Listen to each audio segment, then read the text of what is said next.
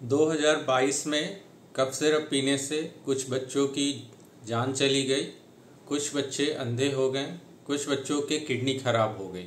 और ये सब हुआ क्योंकि उन्होंने कफ सिरप पिया था और वो कफ सिरप भारत में बनाया गया था। क्या आप भी बिना किसी डॉक्टर की सलाह के खांसी होने पे तुरंत चले जाते हैं फार्मेसी और वहाँ से ले लेते हैं कोई भी कफ सिरप?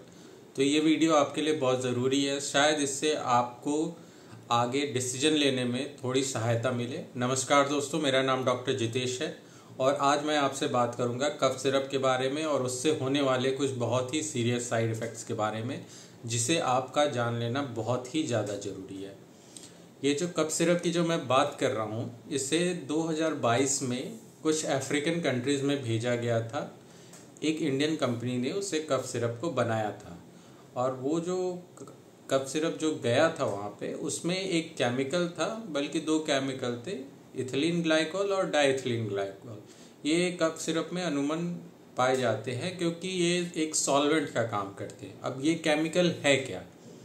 ये दोनों केमिकल बहुत से चीज़ों में इस्तेमाल किया जाता है, जैसे कि प्लास्टिक की फैक्ट्री में इसका इस्तेमाल होता है, जो पेंट बनाए जाते हैं जिससे हमारे घर की दीवारें रंगी जाती हैं, उसमें भी इसका इस्तेमाल होता है।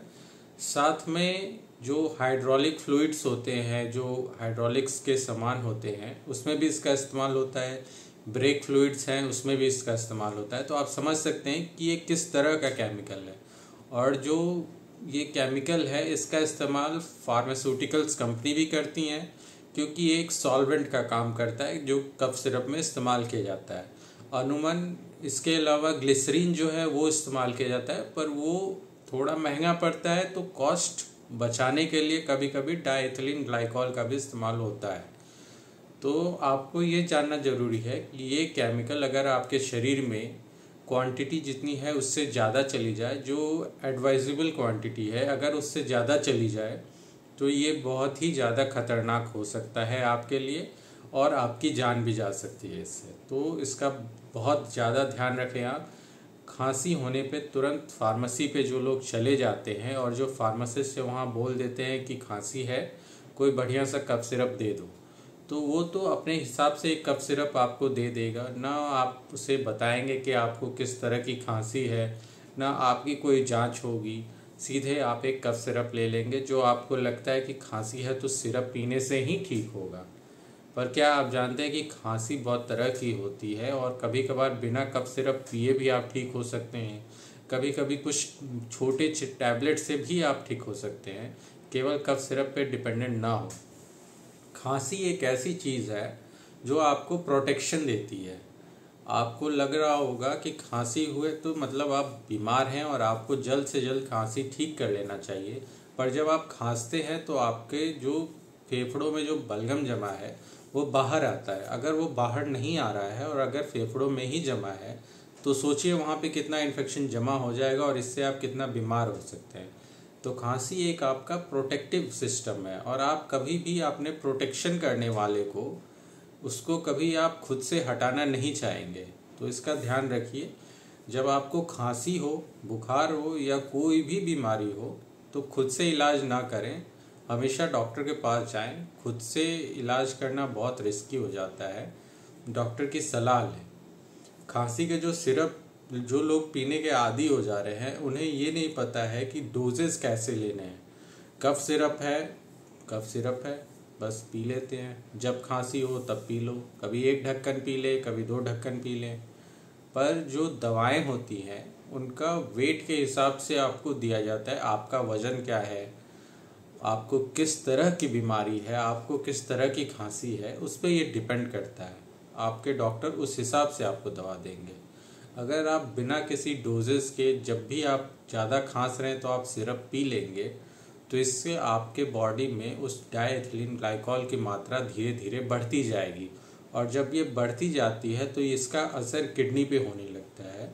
और जब किडनी फंक्शन करना बंद कर देती है तो जो बॉडी के अंदर में टॉक्सिन्स हैं वो बाहर नहीं निकल पाते हैं और जो किडनी है वो ख़राब हो जाती है। और किडनी खराब होने के बाद धीरे धीरे पूरे शरीर में वो जहर फैल जाएगा और आपकी बीमारी बहुत ही ज़्यादा बढ़ जाएगी। इसके अलावा डाइथिलीन ग्लाइकोल आपके आँखों में भी बहुत ज़्यादा परेशानी क्रिएट कर सकता है, साथ में आपको अंधा भी कर सकता है। आप बहुत से बच्चों की जो जान चली गई इसके कारण, तो इसका ध्यान रखें।